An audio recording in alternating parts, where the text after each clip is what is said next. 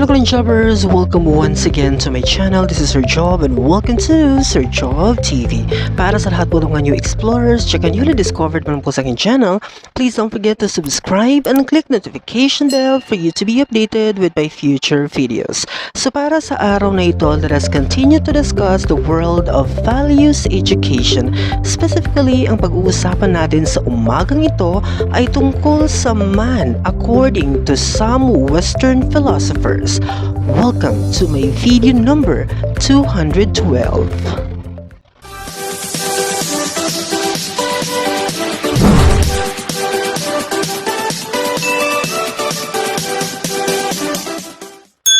Good morning once again, Golden Choppers. Andito pa rin tayo sa discussion ng values education na kung saan na pag-uusapan natin sa umagang ito is paano nga ba dinefine, ng kinoconsider nating mga Western philosophers ang konsepto ng tao. So yan ang ifo-focus natin sa ating discussion for this morning. So at the same time, makikilala nyo rin po ang iba't ibang philosophers, mga prominent philosophers talking about Western philosophy. So definitely, before proceeding to the actual discussion, I would like to ask everyone if you are aware with the concept of Western philosophy. So if this is new to you, now it's time for us, to introduce ourselves with the concept of the Western philosophy and the Eastern philosophy at the same time. So definitely, Western philosophy refers to philosophical thinking in the Western or Occidental world. So other term na magagamit natin is the Occidental world, beginning with ancient Greece and Rome, extending through Central and Western Europe, and since Columbus, the Americas. Ito po yung coverage when we are speaking of Western philosophy, as opposed to Eastern or Oriental philosophies comprising Indian, Chinese, Persian, Japanese, and Korean philosophies, and the varieties of indigenous philosophies. So, as opposed to Western philosophy, meron din tayong tinatawag na Eastern philosophy. Na kung saan, kung na-observe ninyo ang mga bansang na-mention, karaniwan itong matatagpuan sa Asia. Definitely. So yan. So conflicting nga ba ang kanilang mga ideas? Yan ang ating maiintindihan as we go on with our discussion. But for today's video, I would like to highlight na nakafocus lang tayo sa Western philosophy and how those philosophers involved define man at the end of the day. So now, let us recognize some of the prominent Western philosophers and how they define the concept of man. So let us start with Martin Buber. So if you are familiar, I'm sure you can connect with me and you can comment down below what are the things that you could be able to add with our discussion for this morning. So the study of man, which was referred to as philosophical anthropology by Martin Buber, is considered a unique area of study since it takes man as the subject as well as the object of the knowledge. Highlight natin, before proceeding to our explanation, I would like to justify, kasi na-mention natin ang philosophical anthropology. Ano ibig sabihin nito? Allow me to read the definition. Philosophical anthropology, discipline with philosophy that seeks to unify the several empirical investigations of human nature in an effort to understand individuals. Because as I said to you, unique ang tao and it's our task to understand the individuality of the people living in this world, as both creators of their own environment and creators of their own values, ladies and gentlemen. So that's how we have to define philosophical anthropology. But in our definition, nakastate doon empirical investigation. When we speak of empirical, that's experiences of man. So definitely the view that all concepts originate in experience. Yan ang tinutukan natin or ifo-focus natin when we are talking about philosophical anthropology at the end of the day. The experiences of men in the society and how those observation, evaluated by the people. So yan ang ating ang pinaka-justification for today's discussion. So, that's how. But going back to Martin Buber, sinabi niya dito nakastate, takes a man as the subject as well as the object of the knowledge. Meaning to say, the existence of man has double purpose. Okay? We could be the subject and of course the object of the knowledge. Okay, so meaning to say, this is how to justify that man is really the center of everything in this world, because we can be the subject and of course the object of the knowledge, definitely as how it was being defined by Martin Buber. He added that no one has to enter completely and in reality in order to become aware of human nature and wholeness. Okay, ano ibig sabihin nito?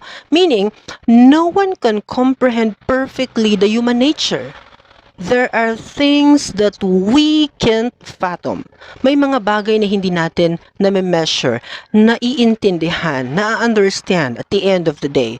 Until we have to say goodbye in this world, may mga bagay pa rin hindi natin na-define. Kahit gaano katalino ang mga scientist, may mga bagay pa rin na hindi nila na-discover, and that is reality. Yan ang sinasabi sa atin ni Martin Buber. There are things in this world still, even in this generation, that we cannot fathom. Okay, so that's how. And that's how Martin Buber defined in the first place a man or a concept of man. In the words of Thales of Miletus naman, according to him, man born from other animals quickly find nourishment for themselves. Basically, ang punto ni Thales of Miletus, ipinanganak ang tao na helpless in the society. Correct? Kaya nga sinasabi nito, nung ipinanganak ang tao, she is looking for nourishment because gusto niyang mag-survive. As you observe in the baby, for example, nung ipinanganak siya, because the baby is helpless now, hindi siya makagalaw, hindi siya makagawa ng mga bagay na gusto niyang gawin on her own. So basically, ang ginagawa ng baby is to cry, cry, and cry in order to get the attention of the people. Correct? Kasi kailangan niya ng assistance coming from other people in order for that certain child to survive. Quickly find nourishment for themselves. Man alone needs a lengthy period of sucking or to sip, so that had he been originally as he is now, he could never have survived. Meaning to say, if nobody scaffold, okay, the survival of the child, hindi siya magsusurvive. Hindi siya makakarating sa stage na pagiging teenager, pagiging adult, for example, because, of course, doon sa stage na hindi niya kayang suportahan yung kanyang sarili, he cannot survive talaga if nobody wants to scaffold that existence. Correct? Okay, so yun po ang ibig sabihin. So meaning to say, in general or in short na pagka-state, pag sinabi niting Thales of Miletus defining a man, man is created helpless at a start. Okay, we are all helpless at the start. Kaya nga, dapat we should have to go back to that reality. Kasi minsan, pag tumating tayo sa tuktok, nakakalimutan natin na we are helpless at the start of our existence in this world. You get the point? So, yan po ang ibig sabihin ni Thales of Miletus. However, Socrates gave the idea that man's body comes from his world of matter. Okay? So meaning to say, this is now Socrates getting into the definition of man. Para sa kanya, lahat tayo is a composition of body. Okay? As what defined by matter, lahat ng tao may physical body. Given po yan. Okay? Magkakatulad na may physical body ang isang tao.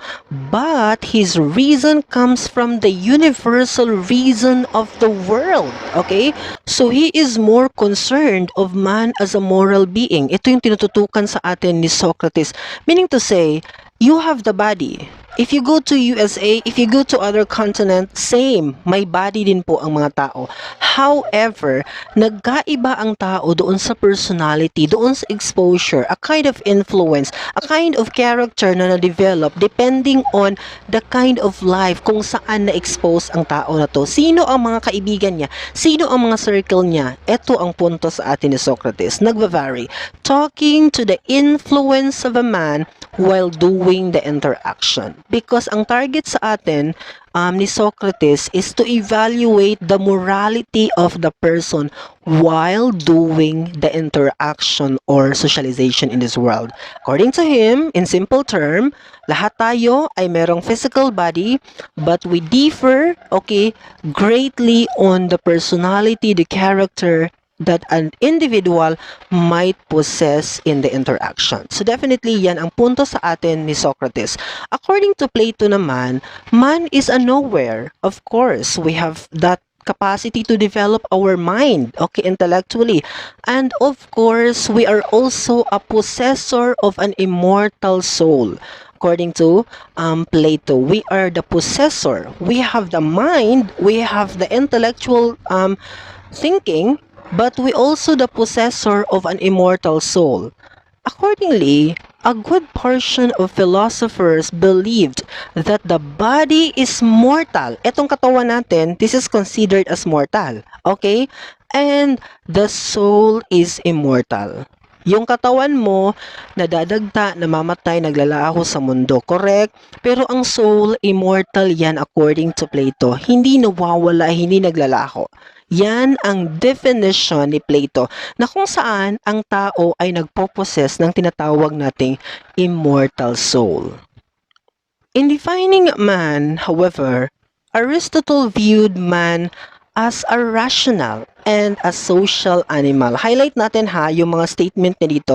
Sabi ni Aristotle, ang tao daw is a rational being, meaning to say, he could be able to think what is right and wrong, ethical and unethical at the end of the day. Kasi rational eh.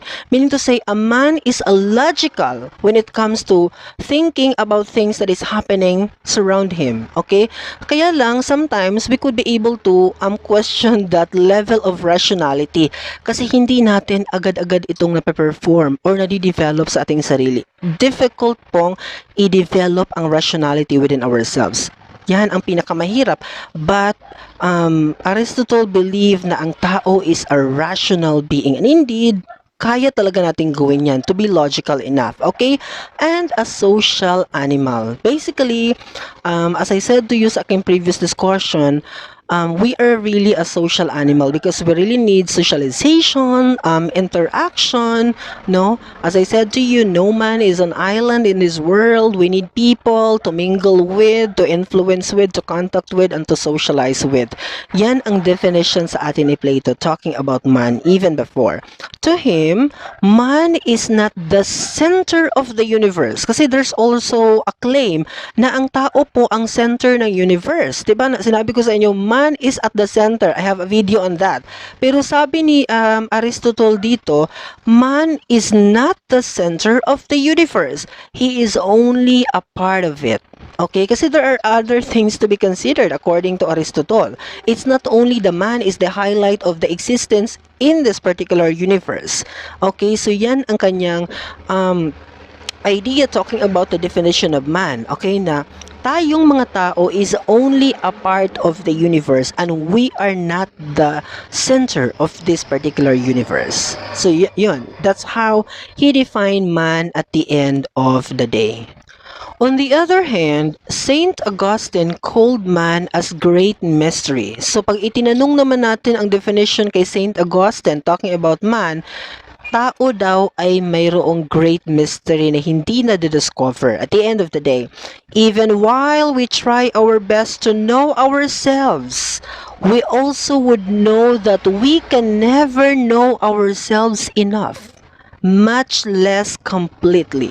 So definitely, according to Saint Augustine, man is a great mystery. Okay? Highlight talaga dito nakalagay sa kanya.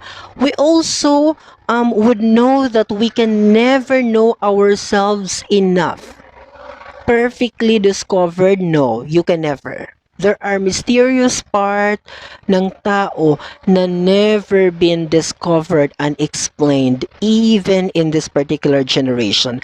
Ang dami pang question about man na hindi pa natin kayang sagutin. Billions of years ago already, but still there are things that we cannot fathom and understand. Same as how the previous philosophers na minention ko sa inyo talking about this idea in defining man. Sa kanya naman, to highlight, Saint St. Augustine, mysterious po ang buhay ng isang tao.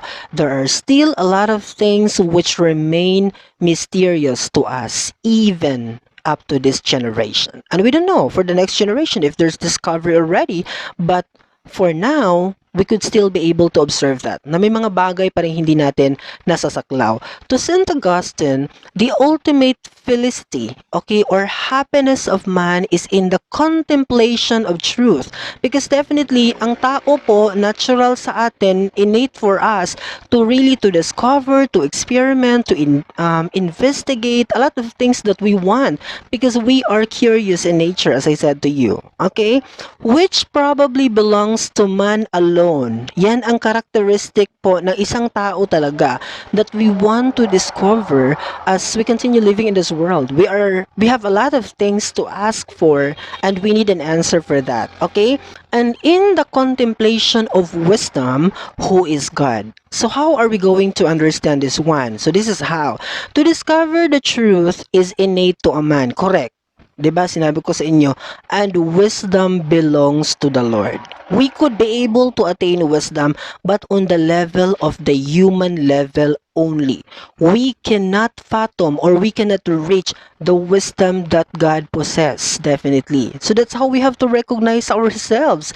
Because other people would think that super talino na nila, nagtapuan sa lahat ng mga examination, lahat ng mga qualifications sa Philippines, sa buong mundo, lahat-lahat, they qualified, nag-rank 1 sila. So, at the end of the day, they would always have to imagine na they have that wisdom above from the rest. No.